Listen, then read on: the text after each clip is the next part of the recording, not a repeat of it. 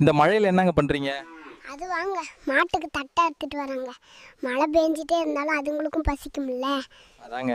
ஆடு மாடு இல்லாதவன் அடமலைக்கு ராஜாவான்னு சொல்லுவாங்க. நான் ராஜாவா இருக்க விரும்பலைங்க, சேவகனாவே இருந்துட்டு போறேங்க. வீடியோ பார்க்குற எத்தனை பேர் சேவகனா இருக்கீங்கன்னு கமெண்ட் பண்ணுங்க. அப்புறம் இந்த சேவகனை பிடிச்சிருந்தா லைக் பண்ணுங்க.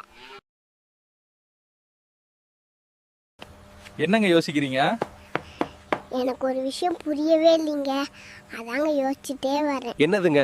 முன்னாடிலாம் இந்த மாதிரி சுரக்கா தாங்க இருந்துச்சு. அப்போ குடுவியாக பயன்படுத்திட்டு இருந்தோம். இப்போ நீச்சல் அடிக்க பயன்படும். ஆனால் இப்போ புடலங்காய் மாதிரி சுரக்கா வருதுங்க. இப்போ இந்த நாட்டு விதைகள்லாம் எங்கெங்க போச்சு? 20-30 வருஷத்துக்கு முன்னாடி பட்டறை கட்டி விரநெல் வச்சுருந்தாங்க. யோசிச்சு பார்க்கல், யூனியனில் விற்கிறாங்களே விதை. நெல் வருஷத்துக்கு ஒரு தடவை விலை ஏறுது. அவங்க கொடுக்குற உரத்துக்கு விலை ஏறுது, களைக்கொல்லிக்கு விலை ஏறுது, களை எடுக்க விலை ஏறுது, இப்படி அத்தனைக்கு வழி ஏறுது. விவசாயி விளைய வச்ச நெல்லை கொண்டு போனால் அதுக்கு விலையை வேற ஒரு தான் நிர்ணயம் பண்ணுறான். இவ்வளோதான் உன் நெல்லுக்கு விலை விற்றுட்டு போ அப்படின்னு சொல்கிறான். சொல்லுங்க. வாங்கிட்டு போகிறவன் என்ன பண்ணுறான்?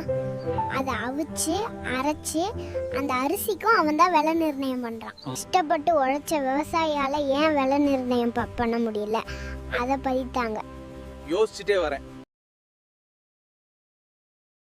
பட்டுக்குட்டி, என்ன பழைய சோறு சாப்பிட்ருக்கீங்க? எங்கள் வீட்டில் பழைய சோறு கொஞ்சம் மிஞ்சிச்சிங்க, கீழே கொட்டை. மனசு வரலங்க, அதுதான் சாப்பிட்றேன். அதுக்குன்னு வெங்காய பச்சை மிளகா இதை தான் சாப்பிட்றதா? மைக்கக்காரரே, வேற என்னங்க பண்ணுறது? எங்கள் வீட்டில் இதாங்க இருக்குது. பட்டு, எங்கள் வீட்டில் கறி குழம்பு நான் எடுத்துகிட்டு வரட்டா? இன்னைக்கு கொண்டு வந்து கொடுத்துருவீங்க, நாக்குக்கு ருசியா? நானும் சாப்பிட்டேன். தினந்தோறும் கொண்டு வந்து கொடுக்க முடிய அளவுக்கு நல்லா கறி சோறு சாப்பிட்டா தானே பசி அடங்கும். யாருங்க சொன்னது கறிச்சோறு சாப்பிட்டாதான் பசி அடங்கும்னு? இந்த சோறு சாப்பிட்டாலும் பசி அடங்குங்க. இந்த பழைய சோறு தாங்க ஏழைகளுக்கான பிரியாணி. ஒரு ஊர்ல ஒரு விவசாயியோட நிலத்துல நெல்லா இருந்திருக்கும். அந்த நெல்லை அறுவடை பண்ணும்போது வயல்ல விழுந்திருக்கலாம்ல, இல்லை களத்தில் அடிக்கும்போது செதறி இருக்கலாம்ல, அதெல்லாம் தப்பிச்சு மூட்டையில் ஏறி ரைஸ் மில்லுக்கு போயிருக்கும்.